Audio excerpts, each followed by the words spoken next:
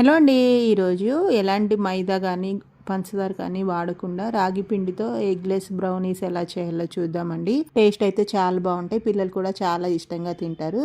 Process ఏంటో చూసేద్దాం వచ్చేయండి. ఫస్ట్ అయితే ఒక హాఫ్ కప్పు రాగి పిండి, half cup jaggery powder, 3 teaspoons of cocoa powder, 2 teaspoons of oil, flavourless oil వేసుకోండి.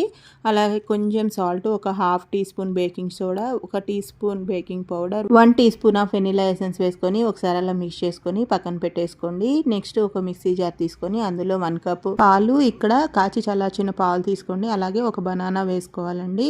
మొత్తం కూడా మెత్తగా మిక్సీ పట్టుకోవాలి. ఈ బనానా స్మూతీని మనం ఆల్రెడీ మిక్స్ చేసుకున్న డ్రై ఇంగ్రీడియంట్స్ లో వేసుకొని బాగా మిక్స్ చేసుకోవాలి.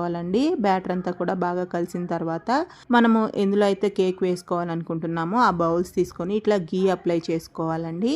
కేక్ బ్యాటర్ ని మౌల్స్ లో ఒక హాఫ్ వరకు ఫిల్ చేసుకోవాలండి. మీకు నచ్చితే పైన డ్రై ఫ్రూట్స్ అలాగే చాక్లెట్ చిప్స్ కూడా యాడ్ చేసుకోవచ్చు.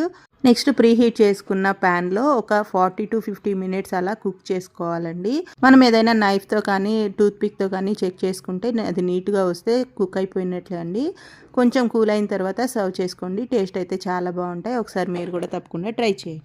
ఇలాంటి హెల్తీ అండ్ టేస్టీ రెసిపీస్ కోసం మన ఛానల్ అయితే లైక్ చేయండి, షేర్ చేయండి, సబ్స్క్రైబ్ చేసుకోండి. Thank you for watching.